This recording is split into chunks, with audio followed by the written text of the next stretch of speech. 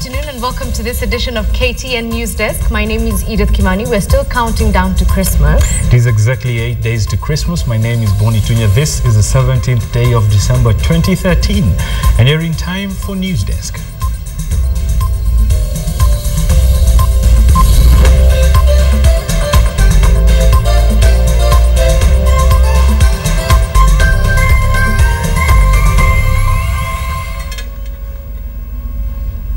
Welcome to the program now. Veteran politician Waruru Kanja has passed on.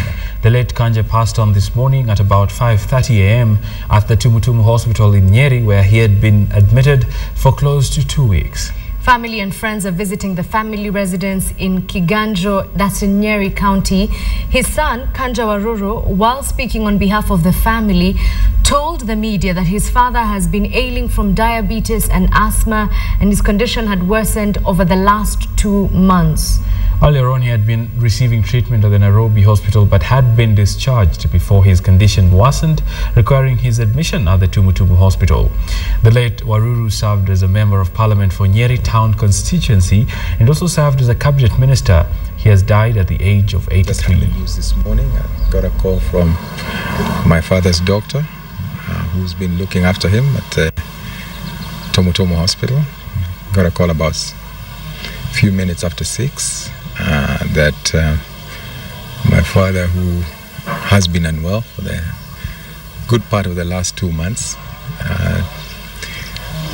passed on this morning at about 5:30, and immediately after that I left Nairobi and I have just arrived here. So basically we are now just I'm waiting for my other siblings, my brothers and sisters from Nairobi, and as soon as they get here, maybe we'll be able now to sit down as a family. Now, 2 women have been reported missing in Murang'a in what is suspected to be a kidnapping ordeal.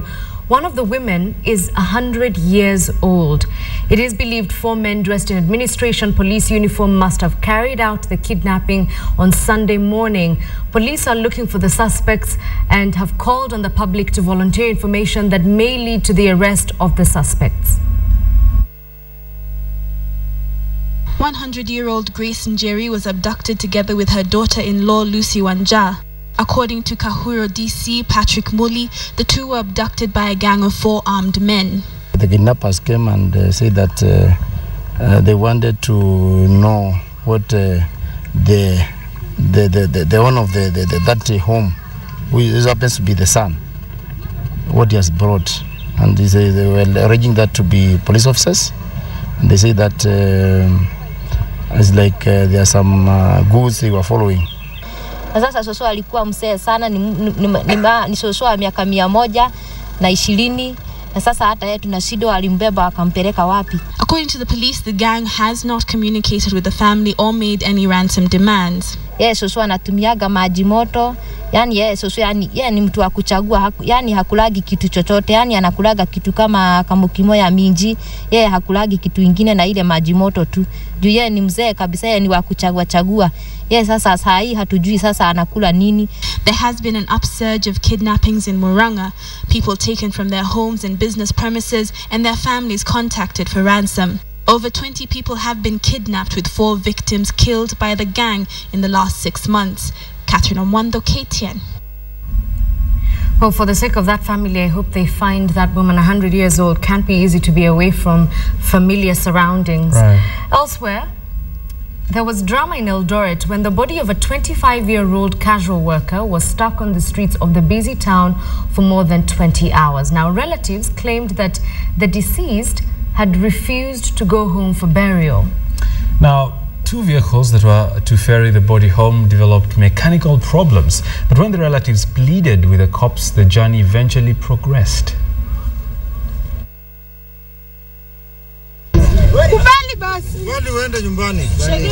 A shocked crowd, passionate wailers, a coffin in the middle of the streets, a scene that is quite unusual.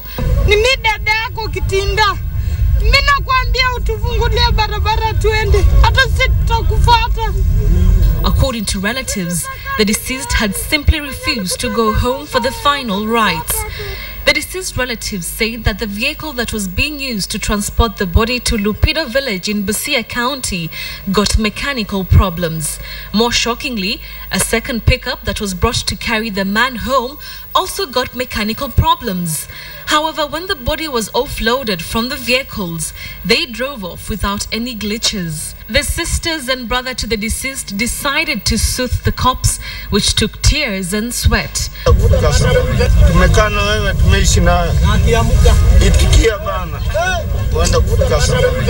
Hundreds of people watched in amazement as they cried over the body, asking the deceased to accept to be taken to Busia for burial. It seemed that their pleas worked, because as soon as the soothing was over, the vehicle miraculously started and the body was on its way to Busia. Betty Kialo, KTN. I can't wrap my mind around that. To say that I am stunned is an understatement of the week.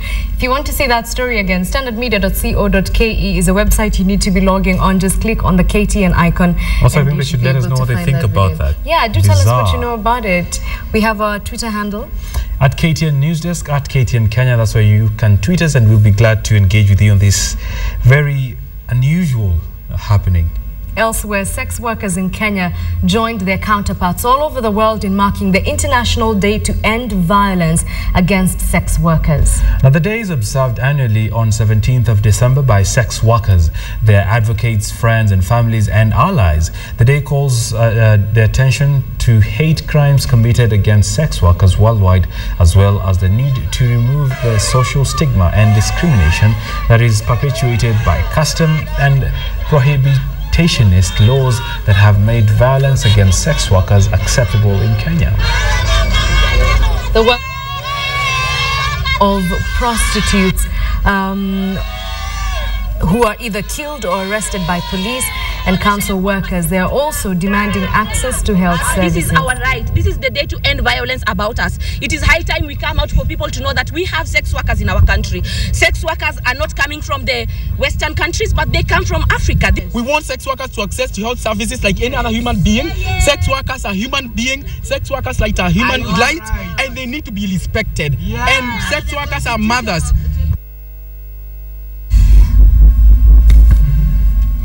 So, all right, to some normal news now.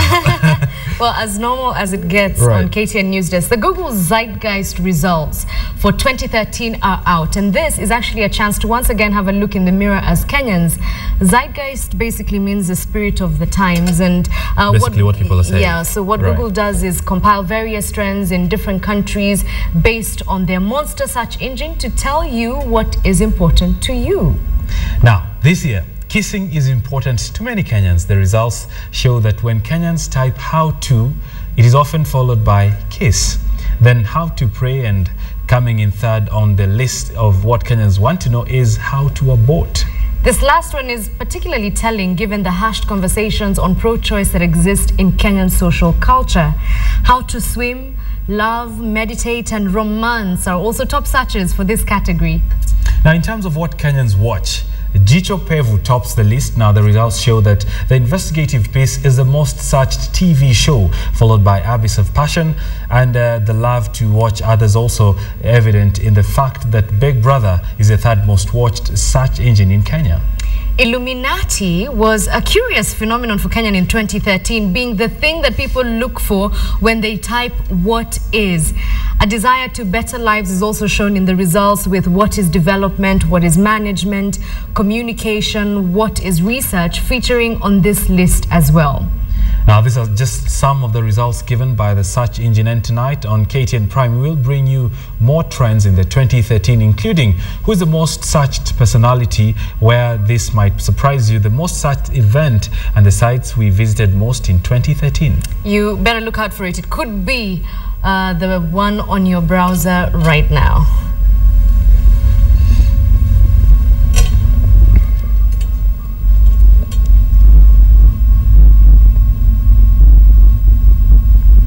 Great. Right, so away from the search engine, let's go to Bungoma. And today will be the last day of campaigns in Bungoma ahead of the Thursday's by-election. Candidates will not be allowed to campaign past 6 p.m. this evening.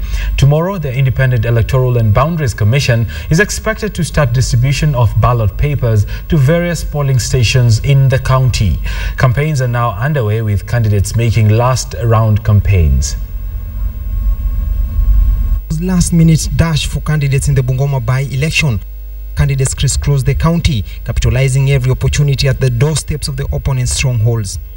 CORD leader Raila Odinga led a high-powered campaign team in parts of Kimilili and Webuye in a show of solidarity with his CORD co-principal Moses Wetangula. Raila, who was making his third visit to Bungoma since Wetangula was ousted, had a passionate appeal for voters, as Wetangula described himself the liberator. Kila mmoja wenu ajitokeza apigie kura nani? Kujikoni. Fanyie kazi. Ndio kama peleke bunge na baadaye nikaweka yeye kama naibu ya waziri mkuu, sio? The team for New Fort Kenya's Musikari Combo was spearheaded by former Justice Minister Eugene Wamalwa and covered parts of Bomula, Sirisia, Kabuchai and Webuye West. Combo campaigned on a platform of restoring security in Bungoma, further exuding confidence of toppling over Wetangula. Taka maendeleo katika kaunti yetu ya Bungoma. Na kupata hiyo maendeleo ni lazima serikali mbili, serikali ya Bungoma County ikiongozwa na Lusaka. Siku hizi akiona Uhuru anamkumbatia. So akiona Uhuru anamshika mkono. Nyinyi mnafikiri wakishikana mikono na Uhuru, Raila na Uhuru, wako wanagombana kweli? Serikali inabadilika juu, tunabadilisha katiba na hapa. Kwani mabadiliko ni ya katiba na serikali, lakini sio watu ambao wanatuongoza. Tunatafuta viongozi wapya, ndio mabadiliko pia yaonekane katika uongozi wetu. Over 200 persons with disabilities are set to receive assistive devices after the third Nikofiti campaign caravan was flagged off today. Now, these include wheelchairs, special seats, tricycles and crutches. Now labeled as the national anthem for persons with disabilities in the country, local musician Deno Curtain raised the flagging off of the third Nikofiti campaign caravan with his song Mbona. The campaign was initiated by the Kenya Reinsurance Corporation in partnership with the Standard Media Group and the Association of Persons with Disabilities of Kenya. It aims at easing mobility and accessibility for persons living with physical disabilities to promote their participation in social and economic activities. We want to appeal to various partners in this industry, the insurance industry, for example. We can come up with products which are specifically tailor-made for persons who are differently enabled, not who are disabled. Members of Parliament were urged to support a bill that seeks to empower NGOs and community-based organizations that help less privileged. Many people forget that civil society is not only the question of advocacy, oversight on the leaders, but it includes we, the national, the non-governmental organizations that actually go out there. About 500 persons with disabilities have benefited from the campaign nationwide since its inception in 2011. We have over 1.8 million people in Kenya who are living with one disability or the other.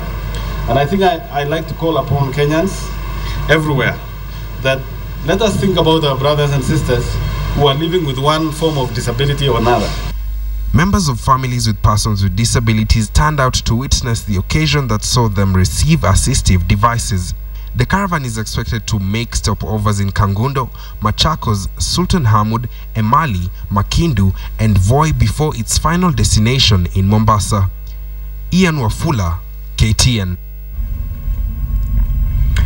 Member of Parliament for Moyale and a county rep have today been charged with incitement to violence in a Nairobi court. Robert Duba and County Rep Golicha Galgalo were charged that on 29th November 2013, along the Moyale Marsabit Road, together with others not before the court, uttered words that intended to cause violence between the Borana, Gabra and Burji communities. Now, it is alleged that the suspects incited Borana youth to loot from a lorry, Robert Duba and Golicha Galgalo both denied the charge and were released on a cash bail of 100,000 shillings each.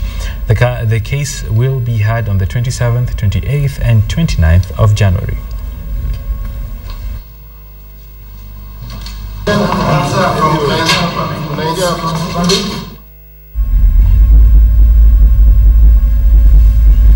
Right, and police have gunned down 4 suspected gangsters in Thome Estate. The 4 were arrested after months during which the time members of the Special Crime Prevention Unit are reported to have monitored their movements. They were gunned down at Thome Estate. Police recovered 14 rounds of ammunition, an AK-47 rifle and 2 pairs of handcuffs.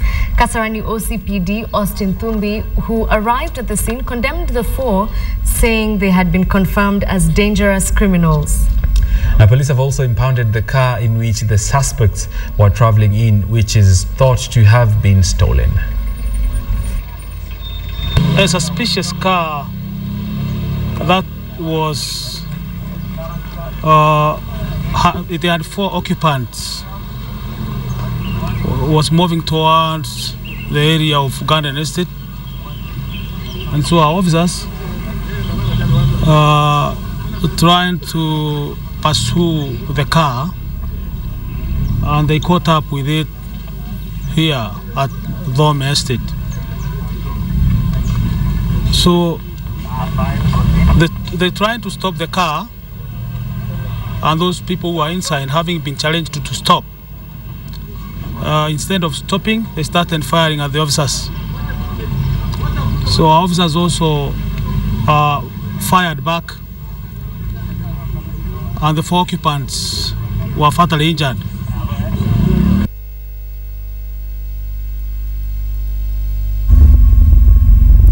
Well, let's take a short commercial break now, and when we come back, we'll have more news for you. Right, I had an interesting chat with the gentleman on management trainees and how that is a new trend in the world of employment, and we'll be having that in the next break.